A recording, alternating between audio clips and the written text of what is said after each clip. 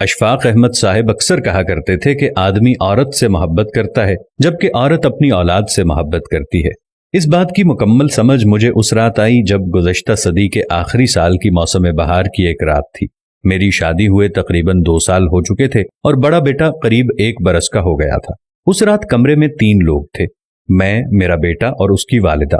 3 میں سے 2 لوگوں کو بخار تھا، مجھے کوئی 104 درجے اور میرے بیٹے کو کوئی 101 درجے۔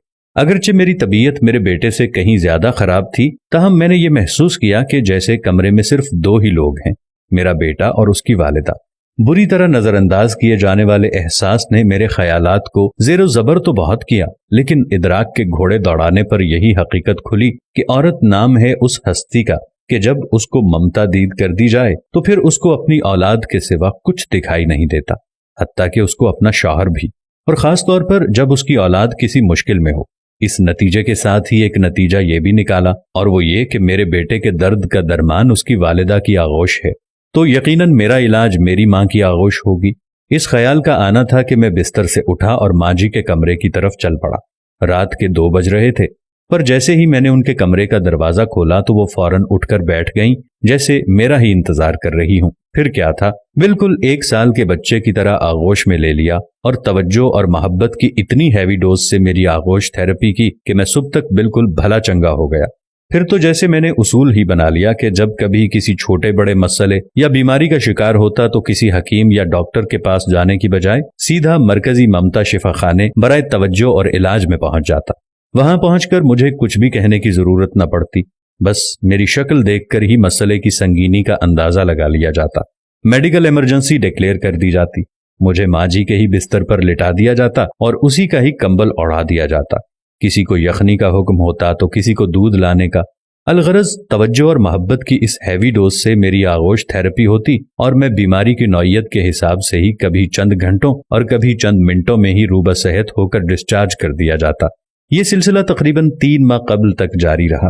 وہ وسط نومبر کی ایک شام تھی جب میں فیکٹری سے گھر کے لیے روانہ ہونے لگا۔ مجھے لگا کہ مکمل طور پر صحت مند نہیں ہوں، تبھی میں نے آغوش تھراپی کروانے کا فیصلہ کیا اور گھر جانے کی بجائے ماں جی کی خدمت میں حاضر ہو گیا۔ لیکن وہاں پہنچنے پر اور ہی منظر دیکھنے کو ملا۔ ماں جی کی اپنی حالت کافی خراب تھی، پچھلے کئی روز سے پھیپھڑوں کے عارضے کی وجہ سے بخار اور درد کا دور چل رہا تھا۔ میں خود کو بھول کر ان کی تیمارداری پر لگ گیا، مختلف ادویات دیں، خوراک کے مختلف ٹوٹکے آزمائے۔ مختصر یہ کہ کوئی 2 گھنٹے کی آؤ بھگت کے بعد ان کی طبیعت سنبھل گئی اور وہ سو گئیں۔ میں اٹھ کر گھر چلا گیا۔ ابھی گھر پہنچے آدھا گھنٹہ ہی بمشکل گزرا ہوگا کہ فون کی گھنٹی بجی۔ دیکھا تو چھوٹے بھائی کا نمبر تھا۔ 100 طرح کے واہمے ایک پل میں آ کر گزر گئے۔ ایک جھٹکے سے فون اٹھایا اور فوراً پوچھا، بھائی سب خیریت ہے نا؟ بھائی بولا، سب خیریت ہے۔ وہ اصل میں ماں جی پوچھ رہی ہیں کہ آپ کی طبیعت ناساز تھی، اب کیسی ہے؟ اوہ میرے خدایا! اس روز میرے ذہن میں ماں کی تعریف مکمل ہو گئی تھی۔ ماں وہ ہستی ہے جو اولاد کو تکلیف میں دیکھ کر اپنا دکھ اپنے آپ بھول جاتی ہے۔ یا اللہ، ہماری ماؤں کو صحت و تندرستی والی زندگی عطا فرما۔ یا اللہ، جو اس ویڈیو کو دیکھ رہا ہے ان سب کی ماؤں کو صحت و تندرستی عطا فرما۔